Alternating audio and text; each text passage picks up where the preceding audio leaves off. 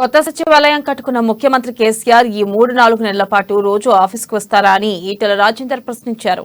ఇతర నాయకుల ఆనవాళ్లు లేకుండా చేయడానికి కొత్త సచివాలయ నిర్మాణమన్నారు. కేసీఆర్ ప్రతిష్ట కోసమే కొత్త సచివాలయ నిర్మాణమని 9 సంవత్సరాలుగా పాలన అస్తవ్యస్తమైందని దుయ్యబట్టారు.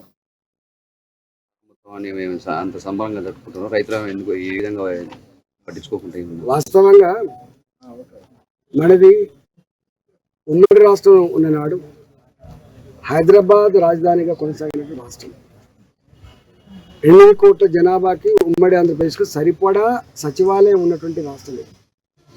ఇవాళ ఆంధ్రప్రదేశ్ లాగా కొత్త రాష్ట్రం ఏర్పడలే, కొత్త సచివాలయం కొత్త ఆఫీస్ కట్టుకునే అక్కడ లేకుండే 8 కోట్ల జనాభాకు సర్వీస్ చేయగలిగేటువంటి గొప్ప సచివాలయాన్ని ఆనవాళ్ళు ఉండద్దు, ఇతర నాయకుల ఆనవాళ్ళు ఉండద్దు, చరిత్రలో నేనే గొప్ప అని చెప్పి నిలిచిపోవాలనే ఉద్దేశంతో వారు గొప్ప సచివాలయాన్ని కట్టుకునే ప్రయత్నం. నేను సచివాలయం కట్టిన దాన్ని వ్యతిరేకిస్తలేదు, కానీ ఇవాళ ఆయన ప్రతిష్ట కోసం ఆయన పేరు కోసం కట్టిండు. సరే 8,000 కోట్లు ఖర్చు పెట్టిండు, దాని ఇంకేముందనేది తర్వాత తెలుస్తుంది. నేను ఒకటే డిమాండ్ చేస్తున్నాను, ఎన్నడూ ఆఫీస్కు రాని ముఖ్యమంత్రి గారు మరి కొత్త సచివాలయాన్ని కట్టుకొని కొత్త సచివాలయానికి వస్తారని ప్రజల్ని కలుస్తారని చెప్పి నేను ఆశిస్తా ఉన్నా.